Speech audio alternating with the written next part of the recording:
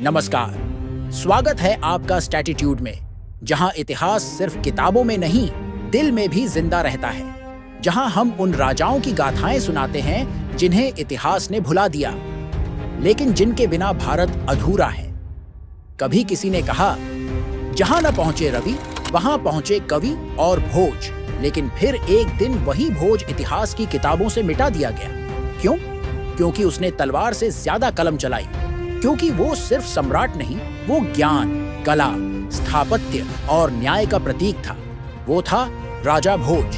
11वीं सदी का भारत। मालवा की धरती पर एक ऐसे राजा का उदय होता है जो पृथ्वी वल्लभ वंश का सूर्य, परमार वंश का गौरव बनकर उभरा, जिसके नाम पर भोपाल बसा, जिसके नाम पर भोजताल बना, जिसकी बनाई भोजशाला आज भी हमारी धरोहर है।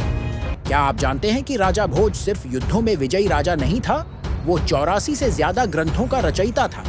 उसने राजधर्म, आयुर्वेद, स्थापत्य, राजनीति, काव्य और संगीत जैसे विषयों पर लिखा। उसने ऐसे गुरुकुल और विद्यालय बनवाए जहां दूर दूर से विद्वान पढ़ने आते थे। उसने नगरों की योजना इस तरह से बनाई कि आज भी उसकी बनाई झीलें और बांध हमारे काम आते हैं। लेकिन इतिहास में उसका नाम कहीं गुम हो गया, क्योंकि उसने तलवार नहीं चढ़ाई दिल्ली की गद्दी पर, क्योंकि उसने धर्म के नाम पर खून नहीं बहाया, क्योंकि उसने प्रचार नहीं किया, सिर्फ निर्माण किया।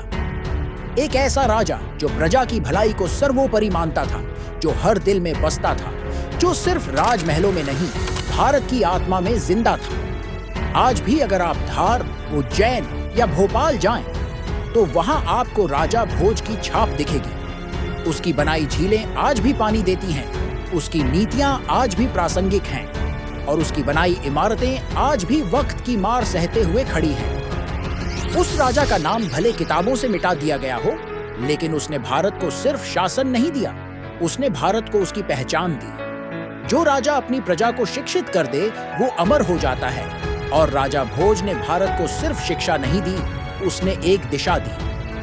अगली बार जब कोई कहे कि चंद्रगुप्त, अशोक या अकबर महान थे, उनसे कहिए, राजा भोज को मत भूलिए, क्योंकि वो राजा था, पर सिर्फ तलवार का नहीं, ज्ञान का भी बादशाह था। यही थी कहानी उस राजा की, जिसे इतिहास ने भुला दिया, लेकिन जिसने इतिहास रच दिया।